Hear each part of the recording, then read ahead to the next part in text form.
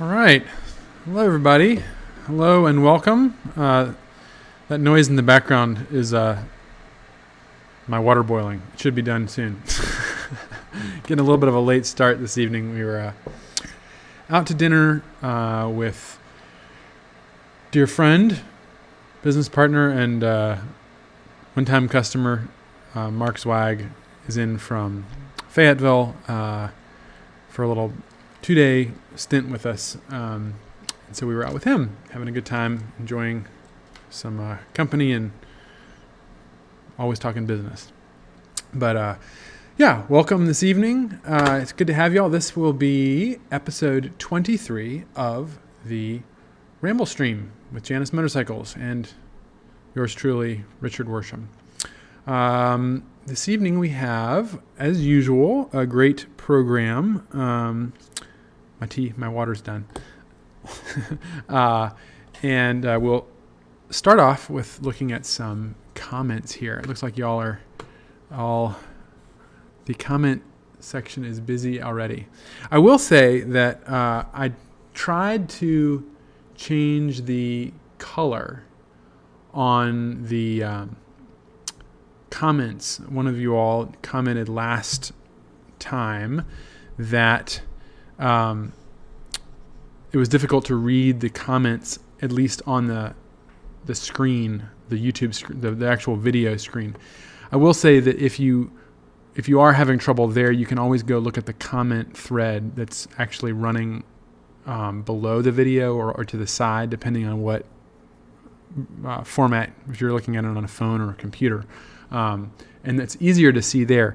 However, I increased the font size on the comments that are on the screen, and it looks like it should be easier. And for some reason now they're not blue, they're red. So it doesn't look like I have any control over that. So maybe it just picks the color based on, I don't know, the whims of the AI. But anyway, I did make an attempt there. Let's start back at the beginning. Dan is on. Good to see you, Dan. Thanks for your email. Griffin001 signing in. Yeah, remember, post up your bike number if you have one. If you don't, or you don't have a Janus, tell us what you ride and what Janus you'd like if you could have one. Also, what are you sipping on? And to answer that question for myself, I'm going to make my tea. We've got Mark McGee and a Cortez Washington, JM997, so that would be a Halcyon 250. He's sipping on Sierra Nevada Pale Ale. Good afternoon, all. That's right, you all are a couple of hours behind us, ahead of us, whatever you say.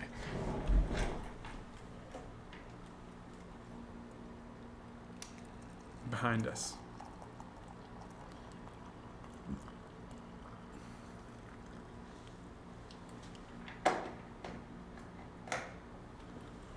There we go.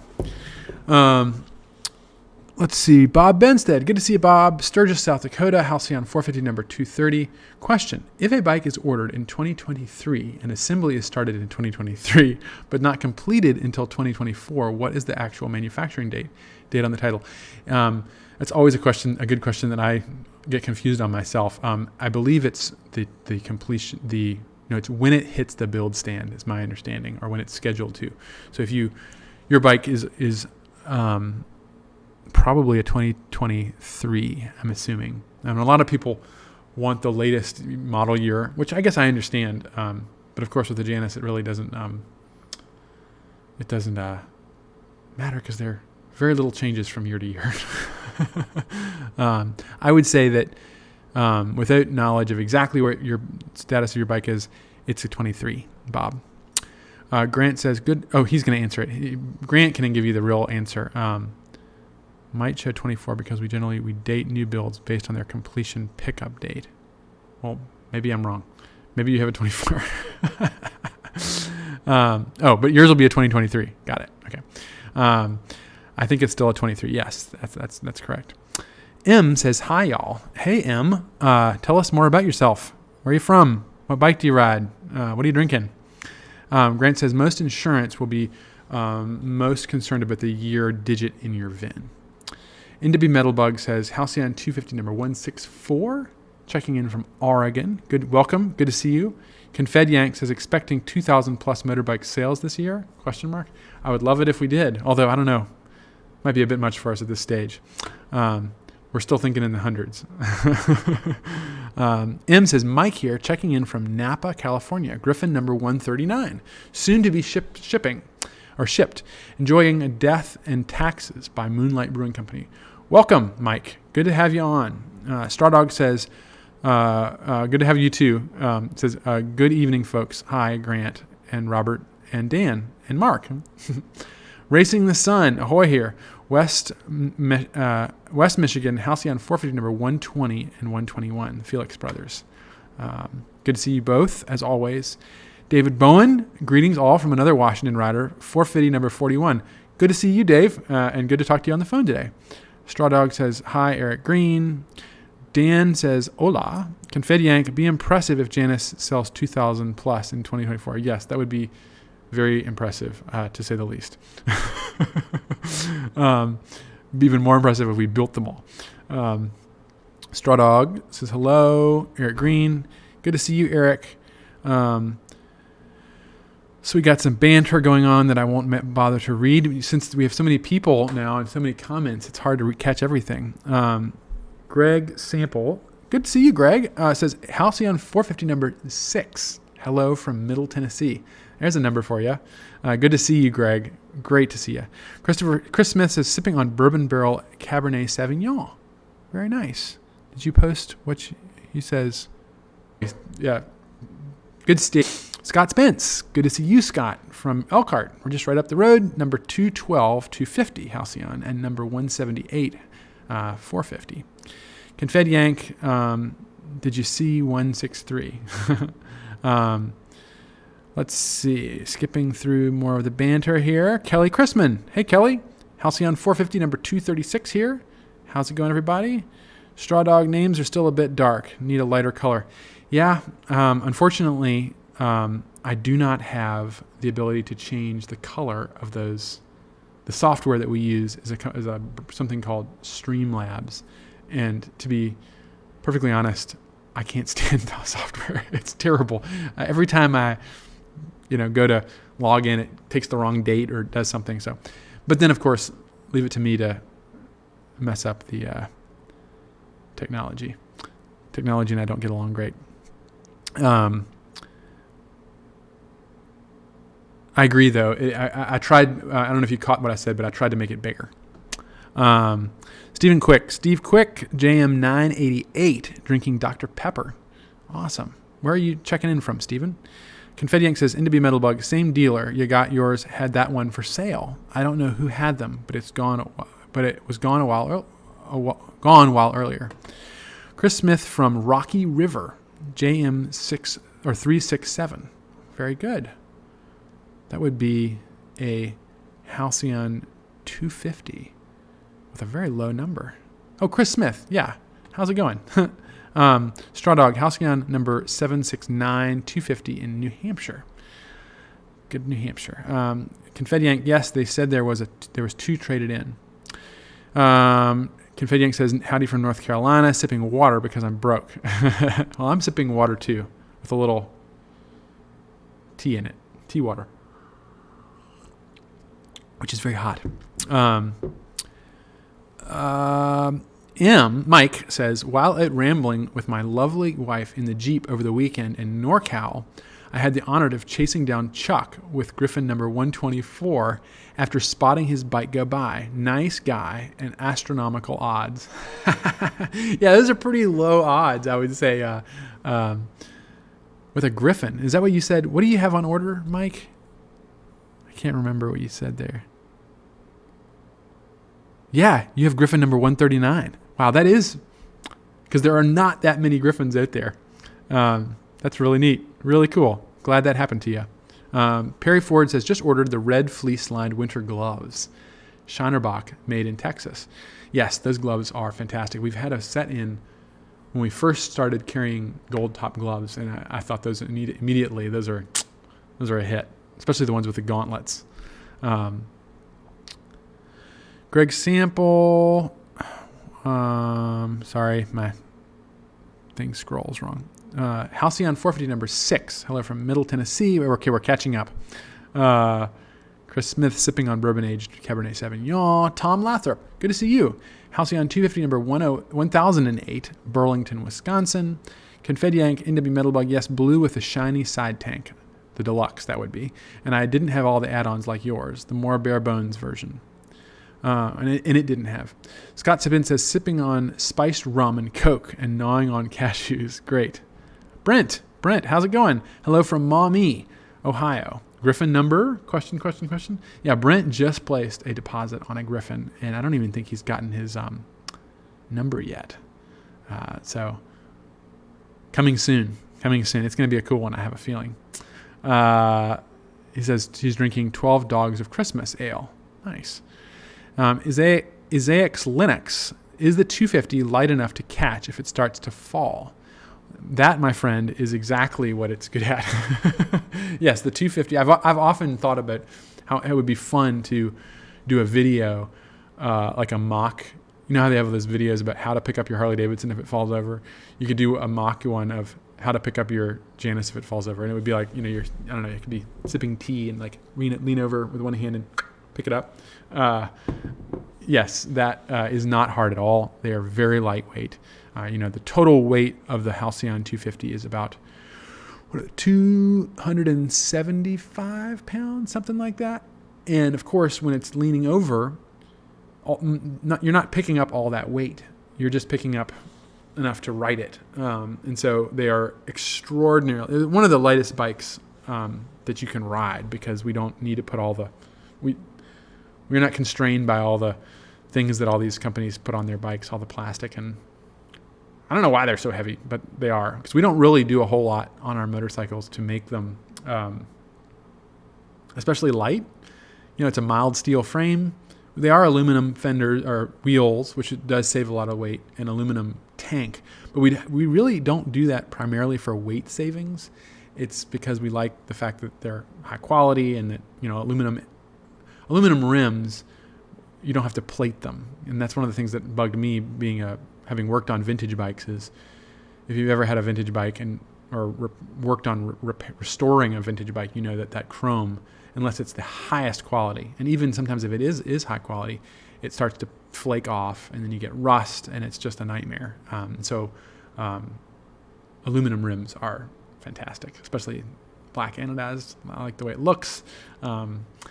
Same thing with the fuel tank. One of the main reasons we went with the fuel tank is certainly it does save weight, but the main reason we did that was because we liked the way it formed, and because it dissipates heat fast enough to allow for that shape that we're able to get away with without deforming it in the welding process. Because there's a lot of heat that goes into that tank. There's a lot of welding that goes into it. And so, yeah, the Halcyon 250 is extremely lightweight, and yet we don't use carbon fiber. We don't go to any great lengths to we achieve that lightness by paring it down to the essentials of what you need to ramble. All right. So yes, I hope that answers your question. It is very, and to really get into your question, like if it starts to fall, that's actually how the only time I've hurt myself with a bike falling over is I have like I say a lot, I've talked about my KLR. The first KLR I had, I was parking it in the parking lot, and I kicked the side stand down and just went to throw the bike over on the stand, and somehow I hadn't kicked it all the way over or something, and it of course it started going over, and I wasn't expecting it, and so I went to catch the bike, and since I wasn't positioned right, I ended up really twisting my back and being in quite a lot of pain after the fact because of that. I should have just dropped it. It's a KLR, but with the 250, yeah, like it can go 45-degree angle, and you could hold it up with one hand, very easy. So yeah, long answer to your question there. NW Metal Bug says, I bought a wide line seat. Really like it. If you order one, get it. Great. Yeah, the wide line seat, for those of you who don't know, is essentially a little bit bigger around the whole way. It's a little bit larger, and it also, the front of the seat is flush with the sides of the tank. So the solo seat, our stock seat that we originally started with, is a little narrower than the tank. This comes out to the edge of the tank. And not only that, it wraps down, and then it has 2 additional pads for your rear end that support it. It's a little more comfortable. I also like the wide line. I use that on number 68. Roger Junt. Roger, excited about JM1018, delivery to rural Sturgis, South Dakota. Well, there are 2 of you here in Sturgis, or around Sturgis. Roger Bob Benstead is also on from that area. Congratulations on your Halcyon 250. That's great. Very excited. Confed Yank says, with the budget I have, I've been checking used market per usual. Currently 1 local from 2018. It's gray. Fantastic.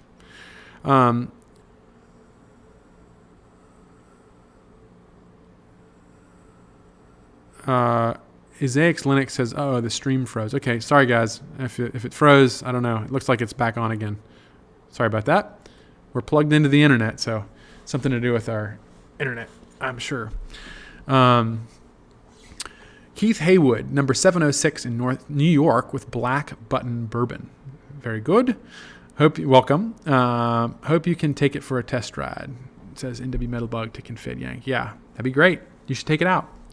Dan says the return of Max Headroom.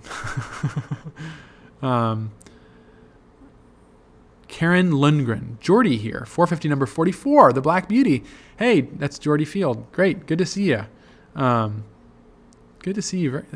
Jordy has a beautiful bike with some really elegant saddlebags too.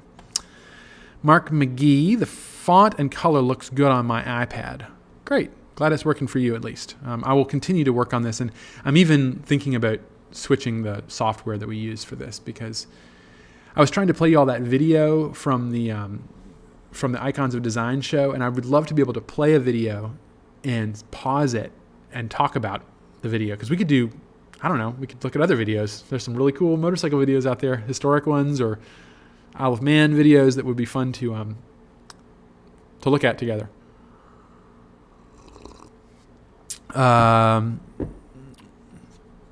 Chris Smith says, looking to ride JM367 on the Wyman this summer. Really? Do you mean the whole thing or just parts of it? That would be fantastic. If you have any questions at all about the George Wyman route, for those of you who don't know, George Wyman was the first person to cross the United States on a motorized vehicle. He did so not in a car, but on a motorcycle, really a 1902 California motorcycle, basically a bicycle with an engine strapped to it. And he rode. There was no road, so much of the riding he did was along the train tracks. I've written about it in blog posts, and we've done some videos. And I'm actually Road Dirt is a magazine, online magazine, and they are publishing the account of my trip across the country right now. They're doing it one post a month. It's a lot of fun. So, Chris, let me know. I'd love to talk to you about it. Stephen, this thing. Let's see. Stephen Hurst from Texas. Stephen Quick, he says he's from Hurst, Texas. Welcome. Paul Zock. Evening, everyone. Good evening, Paul. Tell us what your bike number is and what you're drinking this evening. Confed Yank, NW Metal Bug, one listing that keeps being taken down, but I feel it's back still for sale. It's a 2020 model in black. It had matched sitting next to my Harley Davidson. Very cool. Charles McGahagan, hola from the Eastern Shore. A little late. Late doesn't matter. We're all rambling here. Good to see you, Charles. NW Metal Bug, Jordan Hand. Howdy from Windy, Wyoming. Jordan, tell us what number your bike is. Welcome. Isaacs, I'm not sure how to pronounce Isaacs Linux. The more I watch this stream, the more I'm inclined to place an order for one this year. Aw, fantastic. That's great. Just keep coming with the questions. I know you've had some on previous streams, so I hope I'm giving you good answers. Greg Sample, how's the center stand design exercise coming along? Will it be the same for all bikes? No, it's coming along. There are a lot of directions we could take it. We're really struggling to get it to fit. And no, it will be different. I have a feeling for every model of, certainly for the 250 and the 450, and probably for the different models of 450, because of the clearance is so tight. It is really a challenge to get it to work. Confetti Yank says, "BRB as I fully pick up a Halcyon 250." Great, nice. I'm thinking this is Jordan. Or Jordy, what is the status on all of the 450 extras? Jordy Field from Lake Forest, Illinois, 450 number 44, the Black Beauty. We're kind of doing an up last week. I don't know if you caught last week's Ramblestream. I gave you all an update on some cool new 450 updates. There were windscreen. So if you don't, I'm not going to go back through the whole thing. I'll give you an update. We'll talk a little bit of update on the windscreen. We'll also introduce the foot pegs, which I'm also going to give you an update on. So yeah, we'll kind of cover that. And then I'm trying to think what else we covered. Windscreen. Oh, we talked about the skirted fenders. And so that's go back and watch the video on that. But basically the idea is having sidewalls on your fenders. They're going to be incredible. I showed some pictures in the last stream of those, and I recommend you check it out. And I will talk about a couple new upgrades today in this stream, later in the stream. Confed Yank says, "I like anodized aluminum, to be honest." Yeah, it's a good look. I do too. I don't really go for the gaudy blues and reds and golds. Gold can be okay, but I like the black and the clear a lot. There's a place for all of it, but it needs to be done tastefully. Indeby Metalbug says, "Lol, I pick up the back of my 250 to move it around all the time." Yeah, that's one of the things I tell people is if you're trying to scoot your bike around in the garage, for example, you can just pick the back of it. It's got a grab handle, and you can just like slide it around. And one thing you can do if you're experienced is you can actually steer the bike while you're moving the back. So you can like slide it sideways. They're very light. Isaac's Linux. How much is a handlebar assembly? I'm curious. Let's say you crash and the handlebars get shredded up. I think you're asking you're getting ahead of yourself with the questions. I wouldn't worry about that yet. No, the handlebars are quite affordable. I don't know what the exact price is, but it's not expensive. We don't try and make a whole lot of money on the handlebars. They're stainless steel, and they do, if the bike is in an accident, typically the handlebars will take the brunt of the fall. Of course, your lever on that side may also be damaged. And then the other thing that typically takes a lot of and protects the motorcycle are the saddlebags.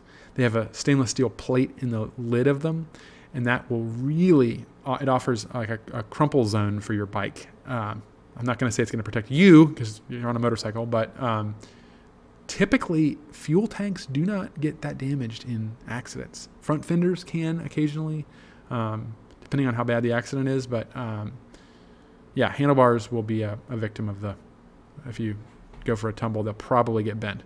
We're talking like, I don't know, $50. I don't know, something like that. It's not crazy expensive.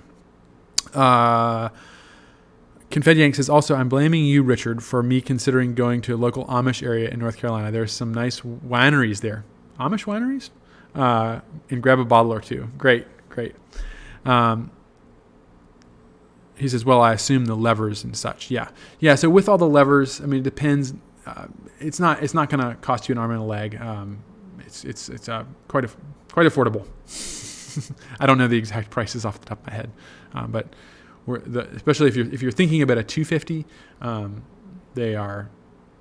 you can replace it it wouldn't put you out too much. Dan Ryan, Halcyon 250 number 34. Wow, good to see you, Dan. There's a low number for you, folks. Fantastic. Straw Dog says the aluminum tank also draws heat off your legs too. I'm looking for a sheepskin oversized seat cover. Alaska leather, I want to say. I have a sheepskin cover on my seat, and it's made by Alaskan Leathers. Let me look it up real quick.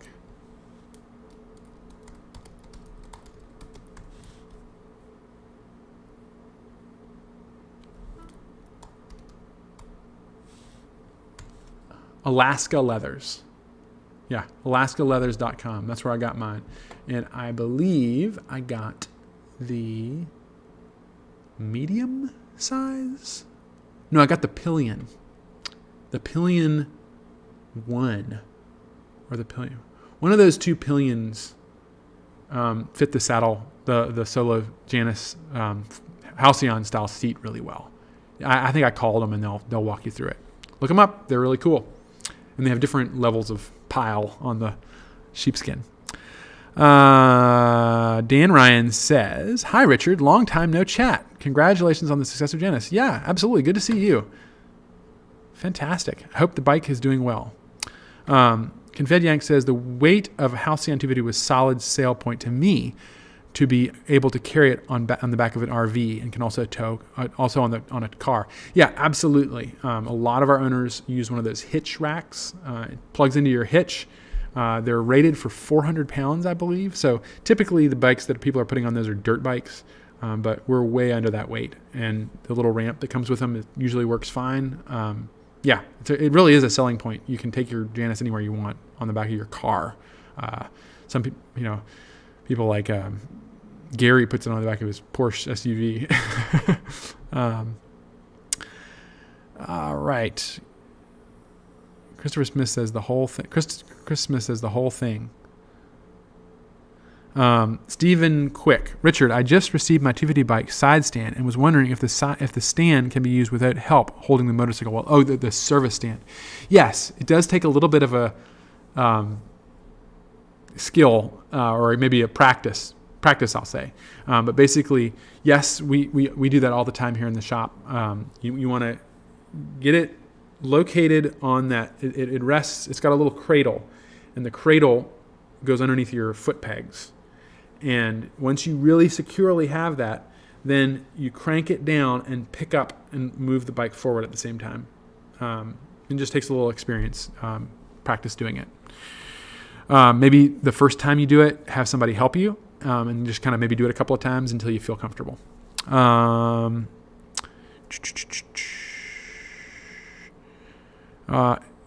those Isaac Linux says, "Well, those larger saddlebags would be a big thing." Yes. Lawrence Ray just ordered. I know. I just saw your name coming through. Halcyon 450 number 242. Congratulations, my friend, and welcome to the Ramblestream. He's in Louisville, but blame Mark in Anacortes for introducing me to Janus, and I ordered one 4 days later. Fantastic. Are you all friends? Tell us the story there. That's great. A great rambling story. NB Metalbug says, Stephen Quick, stand the bike up straight, then with one hand push stand handle down. Yes, while balancing bike. It's easy. Yep. Just a little practice. Dan Radimski says, Stardog, I have owned a few sheepskins from Alaska Leather. They are great. Yeah. Dan Radimski, do they let you pick it up in Alaska? I think I would get it before you get to Alaska. Chris Smith says, I hope to ride the whole Wyman, SF to NYC. Fantastic. Absolutely. Don't do it on Interstate 80. Take the side roads and bring a little extra fuel. Because some of those, I think it's around Salt Lake. There's some sections that are longer than your fuel tank. So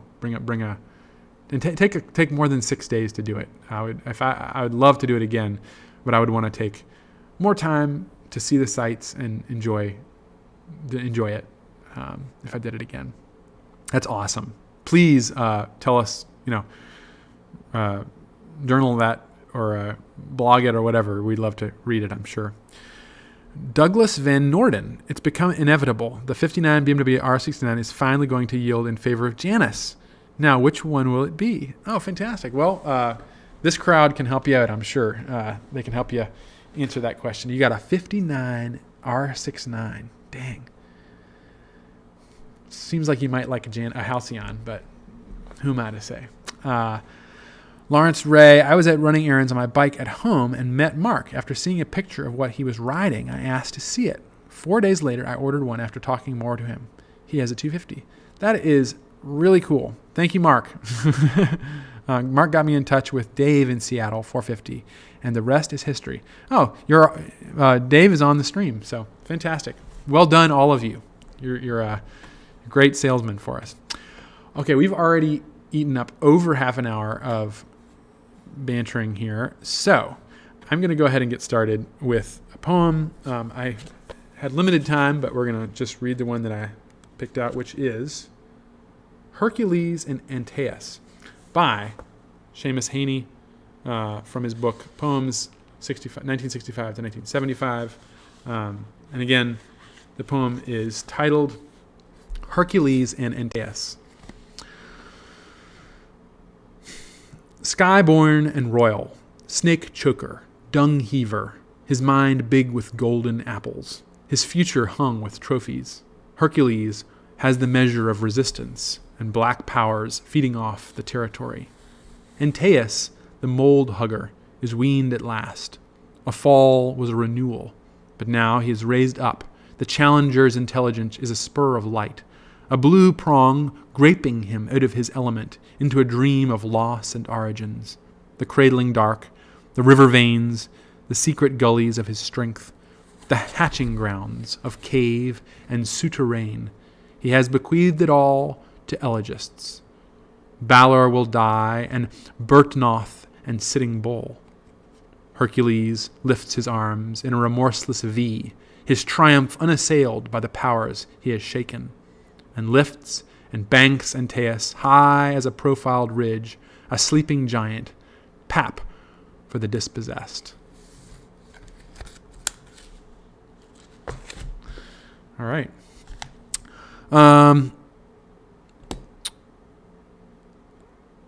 Jordy says, Doug, the 450, I recommend black so the Janus design shows itself. Yeah, he's got a beauty in black.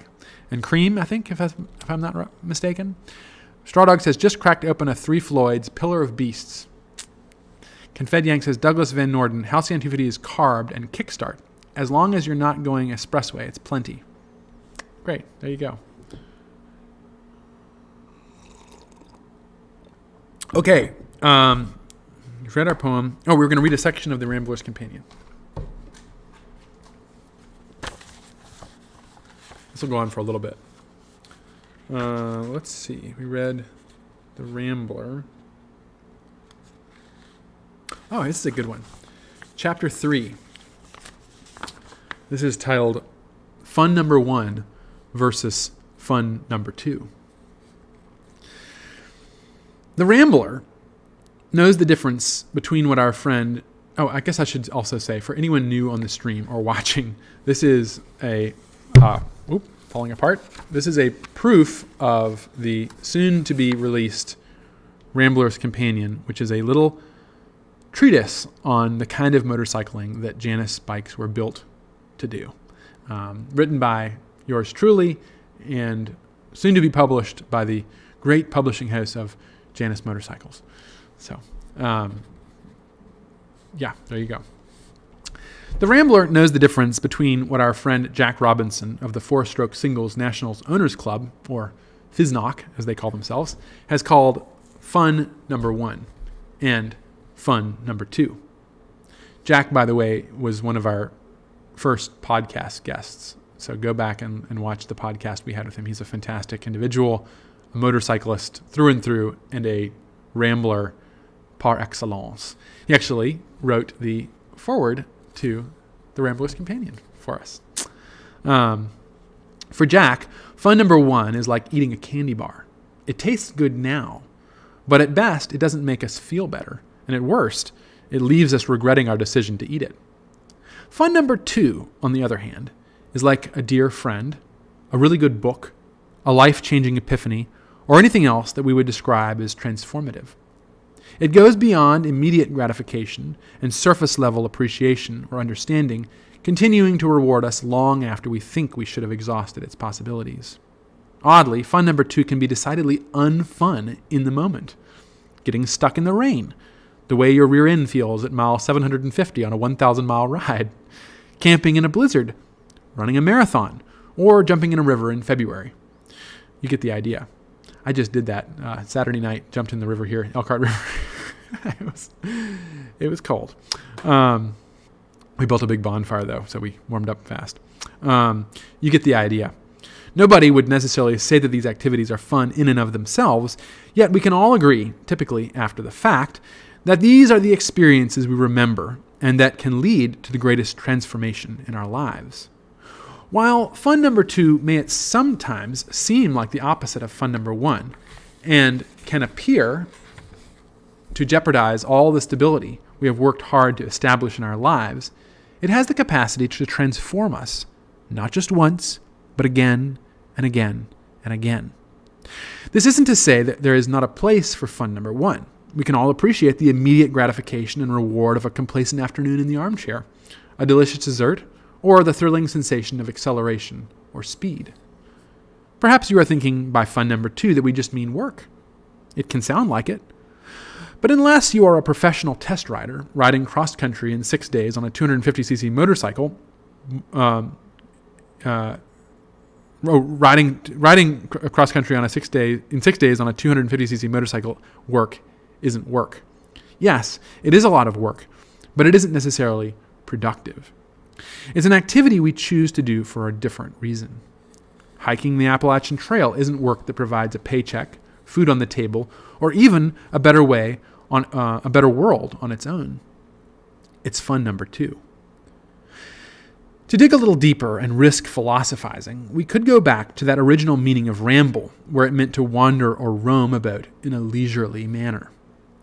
The German philosopher Joseph Pieper said something to the effect of, quote, "Work gets things done, while leisure gets us done," unquote. Or, quote, "Work is what we produce, while leisure produces a better us," unquote.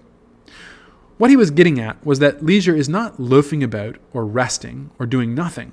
Rather, it is an activity that requires discipline, effort, and skill. Replace leisure with fun number 2, and you should get what we're rambling on about. Leisure is not rest. It is a time we take to work on transforming ourselves. This can be perfectly illustrated by the rambling clubs of Great Britain, where to ramble means to walk for the joy of walking, as well as to maintain the paths and trails that are required for rambling, paths which often cross private land and which are protected by ancient common laws, guaranteeing the right of public use. And oftentimes these ancient laws are only good as long as the pathway is maintained. So it's almost like you're walking to walk. You literally are walking to preserve your ability to walk. And those rambling clubs, I think, it's an entire activity that is exactly what I'm trying to talk about. Walking is you're actually exercising your liberty to go places. So it functions on multiple levels. Or for a broader perspective, rambling can be compared to something like, quote, cruising in a sailboat. The great Bristol, Rhode Island yacht designer and writer L. Francis Hershoff, in his book, The Complete Cruiser, had this to say of cruising in a sailboat. Quote, "Leaving the naval significance of the word aside, I would say cruising meant leisurely sailing or moving from place to place in search of pleasure, and has distinctly the opposite meaning from racing," unquote. I thought that was a fantastic description. By pleasure, L. Francis is talking about fun, but it is a somewhat cramped, often wet, and potentially dangerous fun. Racing, for L. Francis, son of possibly the greatest racing yacht designer of all time, his father, Nat Hershoff, was only, for L. Francis, racing was only one aspect of the sailing that he knew so intimately. He is quoted as saying, and this is from a video I found where someone who actually knew him said that he said this, which I think is, once again, perfectly gets at what we're talking about. He was quoted as saying, quote, "The definition of a good boat is if it delivers the sensation of sailing," unquote. That sensation of sailing is something that the Rambler will instantly recognize. It is the moment where the creak of the wooden planking, the vibrations of the motorcycle's engine, or the rolling curves of the highway become a part of us, or we of them. It is the moment when we can feel ourselves being transformed and of being aware of that transformation. And I think that the measure that we're trying to get at of a good motorcycle is a motorcycle that gives you the sensation of riding. There you go. So there's our bit of the Rambler's Companion for you.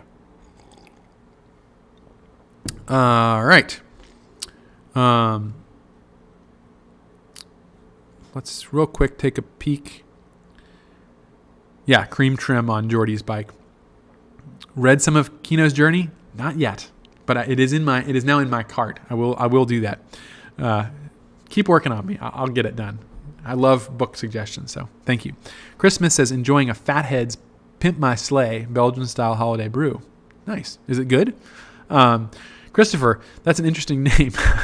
Dan says, I didn't know British rambling was that organized. I love British TV and had seen this activity depicted many times. Yes, it's quite organized. They have different clubs and associations that do rambling, and they'll all go out together, or people will walk on their own, but a lot of the activities they're doing are maintaining these paths. And in England, they have this ability, these common laws that allow you to walk on land that's private land, and it's preserved by these old laws, which I think is fantastic.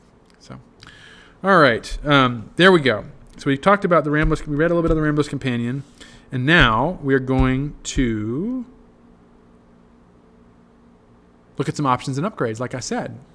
And we only have 15 minutes, so I'll get cracking. So we're going to do a little update. Let's change the screen here. There we go. Make sure it's framed for y'all. Maybe I'll pull it over a little bit. There we go. And I'll get rid of that window. There we go. So there's the Halcyon 450, which we are working primarily on upgrades and updates for the 450, although some of these will trickle through to the 250 as well. We have a lot of upgrades and options for the 250, and we wanted to come out with more for the 450. So that's what we're really focusing on at the moment, and we have a very long list of upgrades and options that are in the works, and I'm just kind of teasing some of them here. So last week we talked about the windscreen. There it is in all its glory. The update on the windscreen is that we have been experimenting with the Lexan, the polycarbonate windscreen. We've selected polycarbonate because that's the safest option. It doesn't shatter in the same way that other clear plastics do, and that's we're following the guidelines of National Highway Safety, and that will come with a protective coating, et cetera, et cetera. However, forming this piece to this shape makes the piece rate extremely high. Like, we're working on it. We're going to see what we can get away with. But because we're going at such small quantities for Janus motorcycles, the piece rate is more like what I would expect to pay for a full windscreen, just for that lens. So we're experimenting right now with a thinner Lexan in a 0.060, so pretty thin. And what we're wondering is if we can just bolt it into this the mounting, and if it'll hold that shape up to the top. Our concern is that as it gets further away from the mounting system, it's going to flatten out. But it might look cool. We'll see. We'll see how it works out. But we want it to be something that is not like $800 for a windscreen. I don't think that would really go over well with you all. Trying to keep it at a reasonable price. We will see. If we do that, it will bring the price down quite a bit, because then we won't have to have it formed. and the piece rate will go down. We just have it cut. So that's the update on that. These pieces are all being prototyped at the moment, the linkage system. Watch last week's Ramblestream for more on how that works. We also talked about the floor boards that were coming out for the 450, and I've worked quite a bit more on that, and I've actually got those installed here on the big model, so you can actually see that now on the larger model, and very pleased with how those came out. One thing that this week we've gotten back that I can show you all, let's switch screens here, is, here it is. I don't know if you can see here in all its glory. It's black on black, but this is let me see if I can hold up something behind it. Oh, here we go. Here it is. So this is the mount system for the foot peg. So to see that, basically it's there we go. It's a flat pan, this piece here, the surrounding edge, which will work on either left or right. And then this piece here, the support bracket, which bolts onto your foot peg, is a left or right specific part. And then on top of this is the actual tread, which is completely isolated. You can see here, I can squeeze it, and it rides on these little rubber balls, and so it'll isolate all the vibration in your feet. So it should be really comfy. One of the things that I've noticed right off the bat, and I'll see if I can show you all, is that it doesn't quite line up. It's the right profile, but I want to tuck this edge, tighten up this line right here like it is at the top.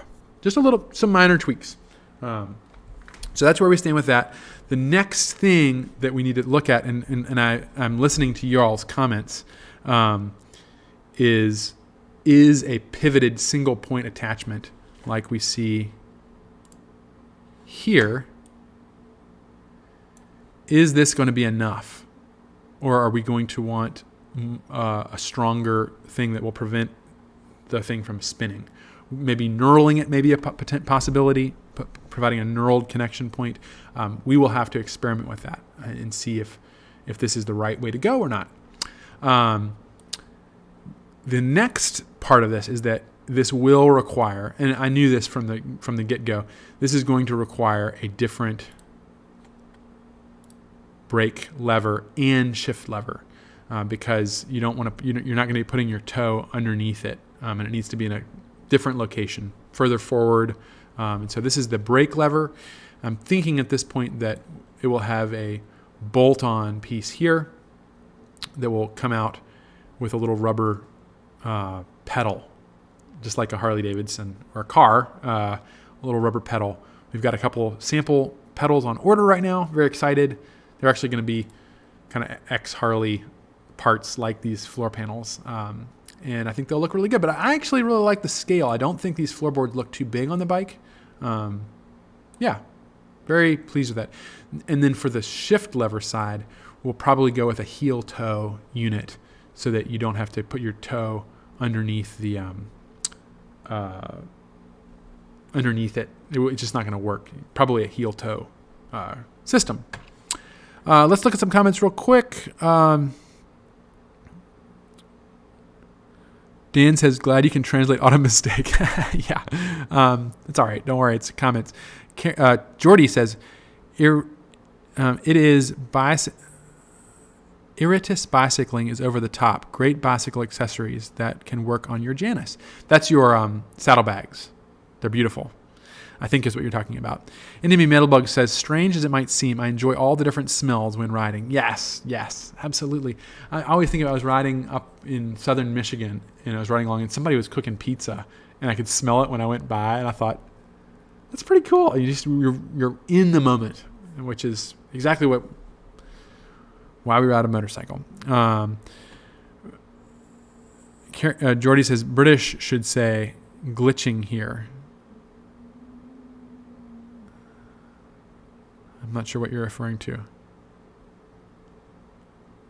I don't know if the stream is not working or not, but let me know if it's frozen. Let me know. No, it looks like it's going all right. Okay. Racing the Sun. For the windscreen, will there be one height option or more? Also, will it be clear or tinted or option for either? Whew, lots of options there. Right now, what I'm thinking is what I would like, which would be a clear windscreen. I think that would be more appropriate for everyone. It'll look traditional. It won't be...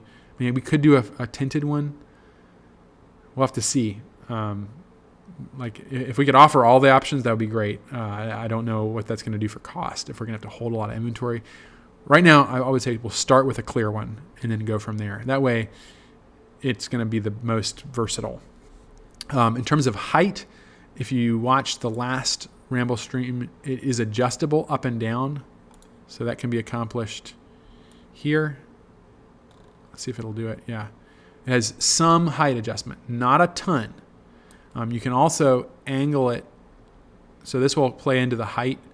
You can angle it backwards and forwards. So you have quite a bit of adjustment room there.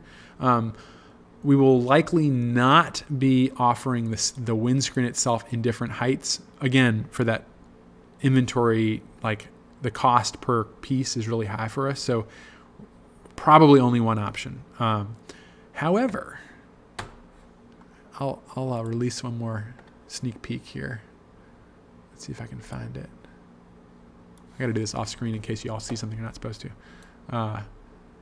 Parts, that is. Janus parts. Where did I put that?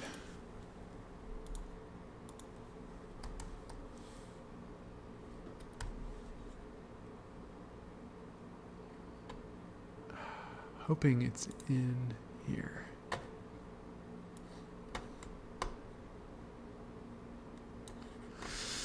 Here we go. So I'm calling this the fly screen. And the basic idea with this is I started off thinking that originally the number plate was supposed to have a little tiny windscreen. I've actually still got the prototype. And it's actually on my desk. The number plate was supposed to have this little tiny, and I call it a fly screen. It's really more for looks than anything else. It's a fun little piece, and it references Bruff Superiors, which, do I have the book out?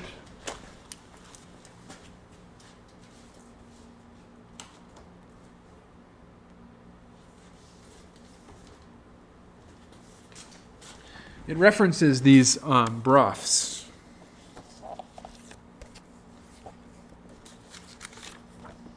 Here we go. I don't know if y'all are going to be able to see this or not, but we'll give it a shot. We'll go back to the big screen. This is a book called Bruff Superior, The Complete Story. And if you see I don't know if you're going to be able to see it. Let's try the other side. Oh, there it is.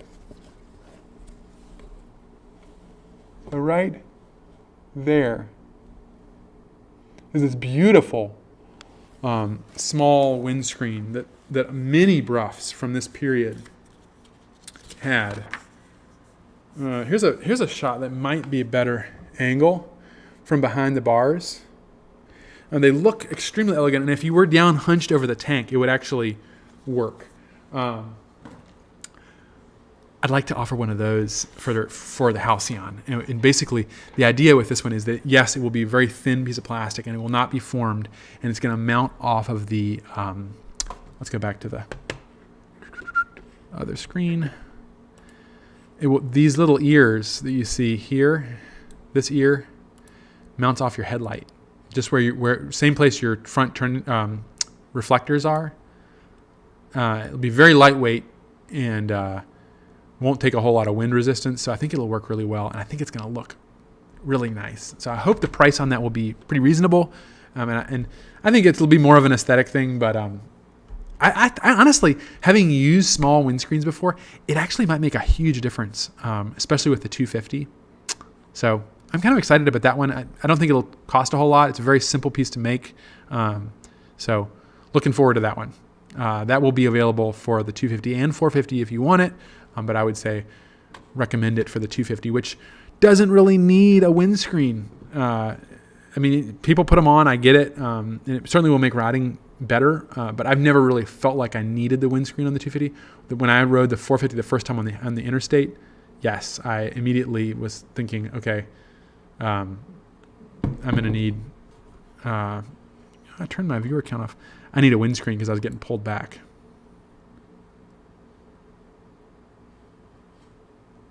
$49 people on. There we go. Right there. Okay. I don't know why I turned that off, or how it got turned off.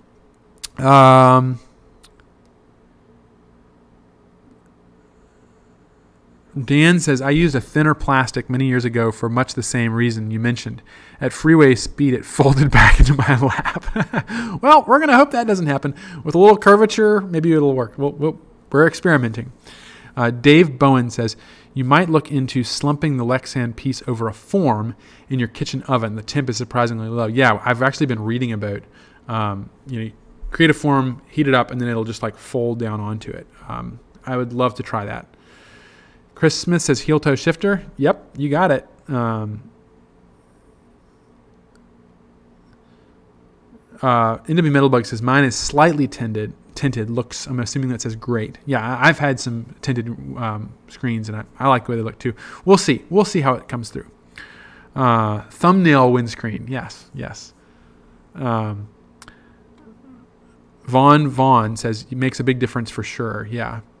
Perry Ford says the bruff looks just enough to the main brunt of wind off your chest. That's all I look for. Yeah, that's kind of what I'm hoping for. I'm not expecting a whole lot on this little one. Just kind of playing around with it. We'll see. Maybe we'll decide to go a little bit bigger with it, but yeah, it'll be interesting. NGL, I don't always ride with windscreen, but you do really feel being pulled back at 85. Yep. Keith Haywood, as you described the fit of that little windscreen, I can look at my Halcyon that's in my dining room and imagine it. I want it. Great. Awesome.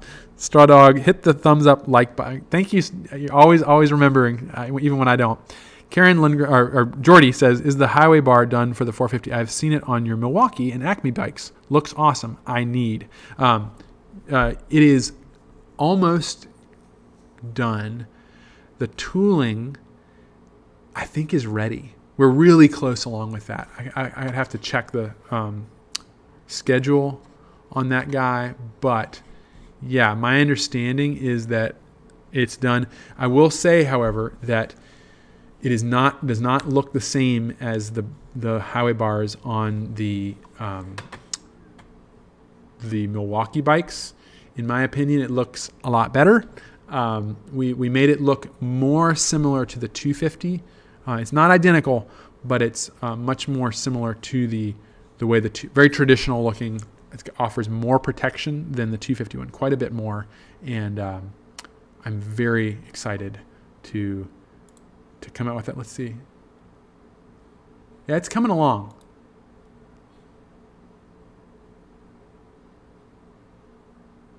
Yeah. I'll have more on that. I'll look into that for y'all. Right. Douglas says, I agree with the idea that very small wind deflectors are elegant and effective. Thank you all. Well, good. We'll see if it works with the thinner plastic.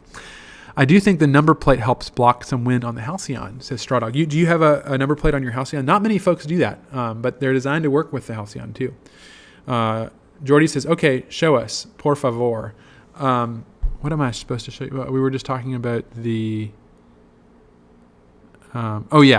talking about the number plate. Wait. Oh, the highway bars.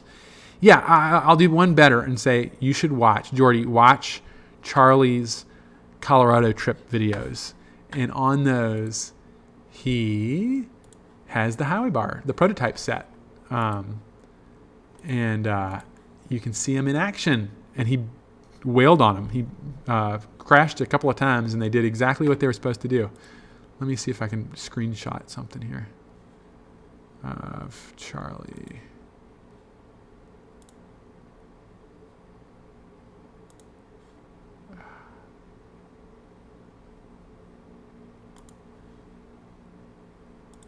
Let's see.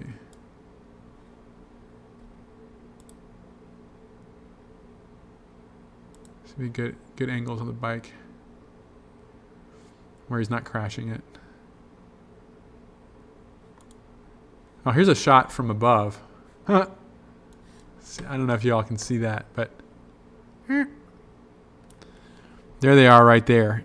And let me see if I can just scroll around a little bit and find that angled side view.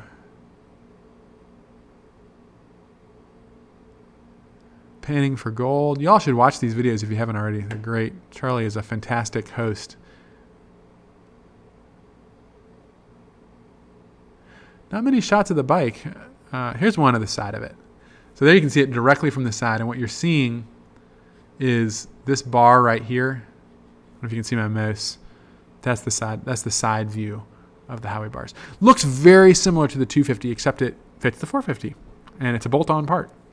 It does require drilling one hole in your gusset of the bike.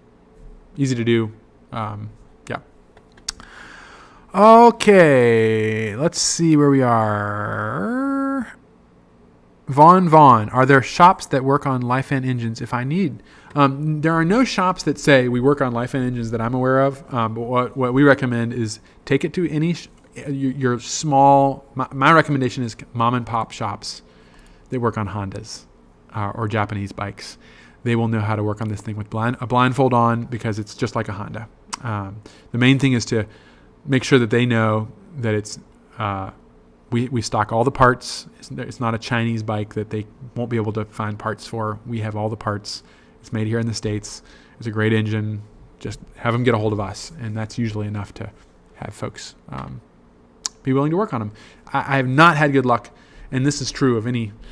I mean, if you try and take a vintage bike or a Honda into a Harley dealership, they're probably going to look like you're crazy. Same thing with a new Honda dealership. They won't even work on, in some cases, on old Hondas. It's crazy. So the small shops are what I prefer. Perry Ford says, sorry, I got to go. Good to see you. Thanks for joining. Catch you next time. Confed Yank, I know I shop locally that will, but not all shops I went into will work on a Janus. Yeah, and typically the reason they won't work on a Janus is because they never heard of it. We're working on that. I'll get some better pictures of those Howie bars, and we'll be releasing a lot more on them soon. They are, as far as I know, the tooling is done. Like we are ready to roll on them very, very soon. So we should be taking pre-orders on them any day now. Straw Dog says, yes, I do one of 3 known Halcyons with number plates. Great. Fantastic. Vaughn, thanks. Do you do your own oil changes? If you don't, you should try it at least once. It's really easy to do. We have videos on it. Watching the Super Cub anime, I like the windshield more. Also seeing the Cannonball Run bikes in person. Great. Confed Yank says, I do oil changes on everything I own. Just how I am. Douglas Van Norden, you folks are great to hang out with. What a smart crew. Thank you, sir. Thank you. And Jordy says, thank you for showing us. Great. Yes, it's a Nighthawk 250 motor. Yeah. Okay. What I was supposed to show you all some other things, wasn't I? I know the one thing before it's already 8:07. The one thing I did want to show you all, if I don't get to anything else, is the ducktail fenders, which some of you at the owners rally may have seen, but basically it's a variation on our fenders that we currently, we make all our fenders in house. Brent, our fender bender, we call him, and he has come up with this fantastic swoopy rear fender that is essentially ready to roll. I think at this point it's not available yet that I'm aware of, but it will be very soon. And I actually have behind me the first fully pinstriped and ready to go ducktail, and I'm going to show it to you.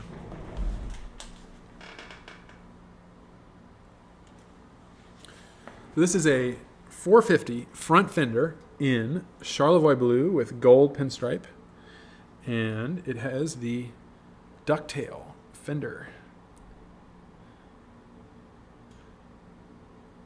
beautiful little swoop on the back, and the swoop on the rear fender is even more pronounced.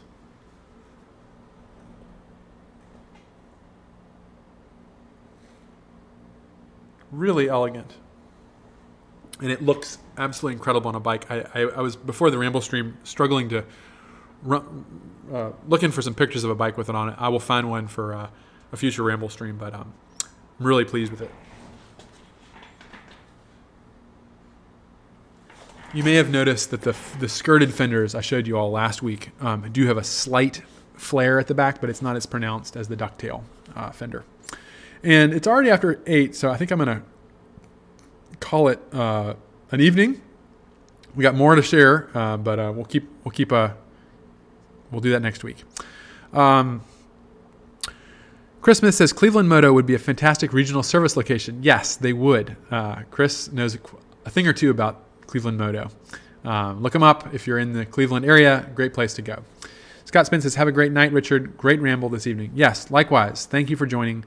Have a great night, Richard, from Confetti Yank. Don't forget to read Kino's Journey. Thank you very much, sir. Martin Drew. I have not seen your name on here. I can't wait to see this pin-striped ducktail fender. Wow. Great. Fantastic fender. That looks awesome. That's cool, from NW Metal. Dan Radimski, that is beautiful in my color, but the pinstripes are the wrong color. Great ramble. Thanks, Richard. Thank you, Richard and Janus. From Multifarious. Good to see you, my friend. Next week is Christmas.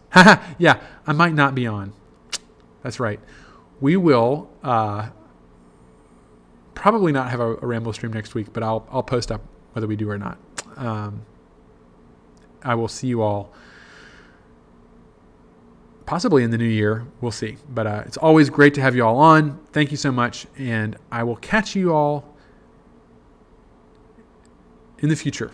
Merry Christmas, and enjoy time with family and friends. Bye-bye.